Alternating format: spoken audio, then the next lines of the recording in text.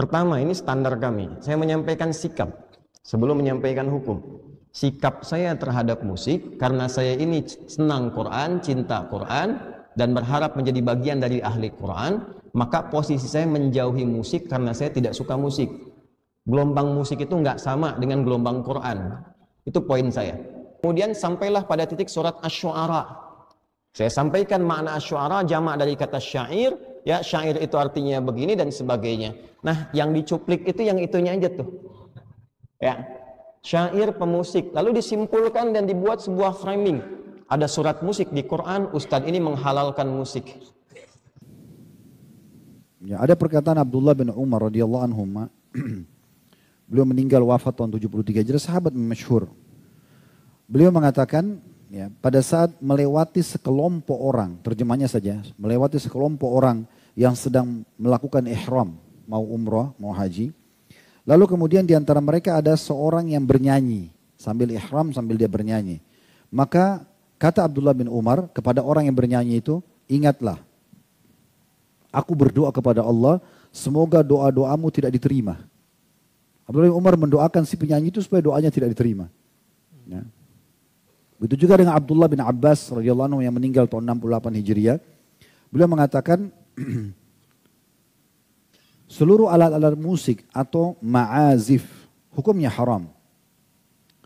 Bahkan beliau mengatakan beduk, gendang dan sejenisnya juga serta seruling masuk dalam hukum haram. Ini perkataan sahabat, ya. Ini teman-teman bisa melihat tentunya tidak asing di dalam buku-buku yang sangat masyhur seperti misalnya kalau tadi pendapat Abdullah bin Umar itu dari kitab Zammul Malahi, ya. Zammul Malahi di nomor 17, di halaman 17 dan juga Talbis Iblis yang tulis oleh Ibnu Qayyim di halaman 240, ya. Kemudian juga kalau yang tadi Abdullah bin Abbas radhiyallahu anhuma yang mengatakan haram alat-alat musik atau ma'azif itu diriwayatkan oleh Al-Baihaqi dalam sunan beliau serta juga disahihkan oleh para ulama. Begitu juga dinukil pendapat-pendapat para ulama-ulama yang masyhur dari Imam 4 pun sama. Pendapat-pendapat mereka mungkin ini kalau saya ingin bahas cukup panjang tapi teman-teman bisa nanti melihat, ya. Tapi kita coba mulai dulu dari generasi setelah sahabat ada Umar bin Abdul Aziz yang beliau wafat tahun 101 Hijriah, ya. Beliau jadi khalifah waktu itu tahun 99 selama 2 tahun sampai 101. Beliau mengatakan pada saat menulis surat kepada guru anaknya. Beliau mengatakan kepada guru anaknya, hendaklah yang pertama kali engkau tanamkan keyakinan pada anak-anakku dari akhlakmu adalah membenci alat-alat musik. Jadi Umar bin Aziz berkata kepada guru anak-anaknya, yang paling pertama kalau saya kepada anakku, kau harus tunjukkan kalau kau benci musik itu. Ya. Yang pertama, sesuatu yang dimulai dari syaitan dan akibatnya ialah mendapatkan kemurkaan dari Allah yang Maha Pengasih. Karena sungguhnya telah sampai kepadaku dari para ulama yang terpercaya bahwa menghadir alat-alat musik dan mendengarkan nyanyian serta menyukainya akan menumbuhkan kemunafikan dalam hati. Ini perkataan Umar bin Abdul Aziz tahun 101 Hijriah meninggalnya. Kita sekarang 1445 Hijriah. Ini masih generasi awal, ya. Beliau mengatakan karena nyanyian serta menyukainya akan menumbuhkan kemunafikan dalam hati. Sebagaimana air menumbuhkan rumputan. Demi Allah sungguhnya menjaga hal itu dengan tidak mendatangi tempat-tempat tersebut lebih mudah bagi orang-orang yang berakal daripada bercokolnya kemunafikan dalam hati. Kalau kita kembali juga mereview keadaan Nabi SAW, tiba-tiba saya teringat salah satu yang pernah saya temukan dalam buku-buku sirah yang unik ini sebelum Nabi SAW dinobatkan jadi Nabi, ya.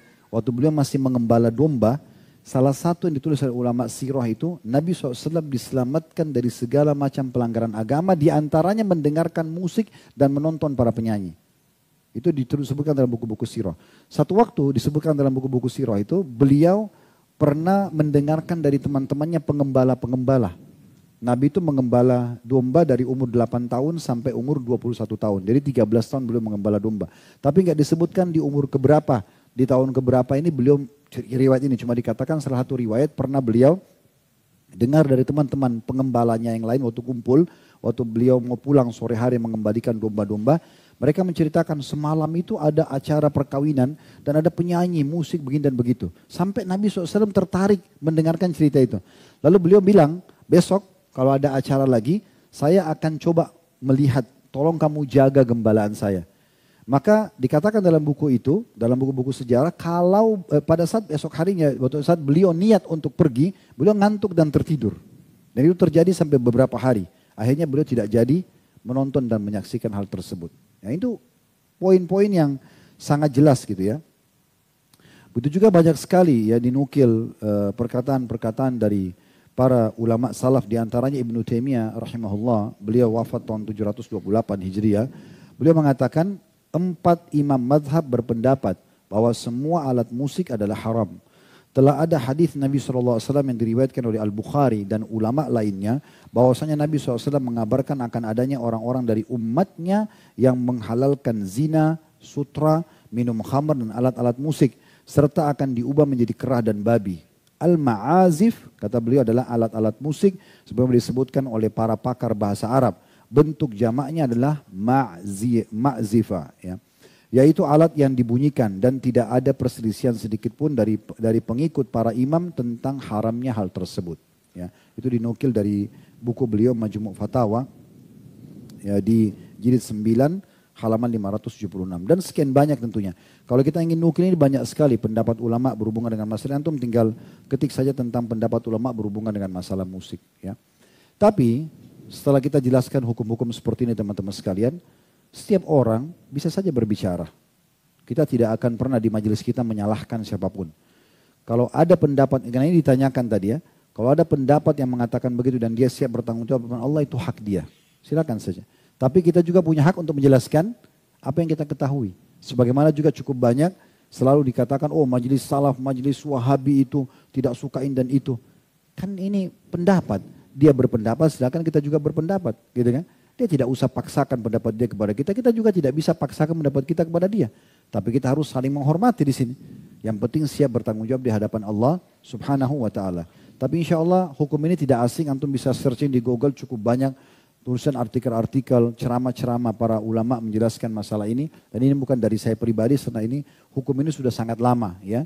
Dan cukuplah sumpahnya Abdullah bin Mas'ud radhiyallahu anhu tentang tafsir salah satu ayat Al-Quran, wa minan nasi ma yasyarillah wal hadid yudillah nasa an sabilillah, dan ada sebagian orang memperjualbelikan perkataan-perkataan untuk menyesatkan manusia dari jalan Allah. Beliau bersumpah demi Allah yang dimaksud adalah musik.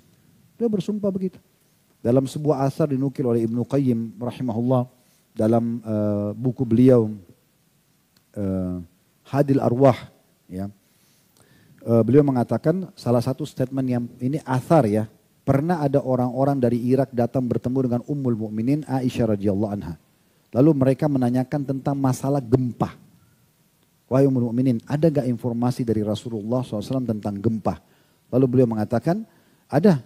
Bila orang-orang sudah menghalalkan khamar, zina, dan para penyanyi-penyanyi sudah tampil, maka Allah akan murka di atas langit sana. Kemudian Allah perintahkan bumi untuk menggoncangkan dirinya. Terjadi gempa. Itu perkataan Ummul Mukminin Aisyah radhiyallahu anha. Ini sudah kita bedah di buku Ibnu Qayyim rahimahullah. Jadi dan kalau mereka tinggalkan kata Aisyah radhiyallahu anha, maka Allah akan suruh bumi untuk tentram kembali. Berarti kan ada masalahnya di situ. Dan dalam hadis tadi yang sudah kita sebutkan digabungkan antara khamar, kemudian judi, khamar, kemudian perzinahan dan juga masalah musik. Dan subhanallah ini seperti bersaudara ini ya. Di majelis ilmu itu insya Allah kalau yang benar tidak akan ada musik untuk mendengarkan. Tapi kalau di tempat musik itu sangat dekat itu dengan perzinahan, dengan khamr, kayak diskotik, kayak karaoke itu kayak bersaudara. Ya. Kalau di sini itu Al-Quran, hadis, ilmu itu beda. Itu memang satu kayak fitrahnya itu sudah sejalan. Oleh karena itu saran kami lebih baik tentunya tinggalkan. Dan hati-hati bagi setiap dai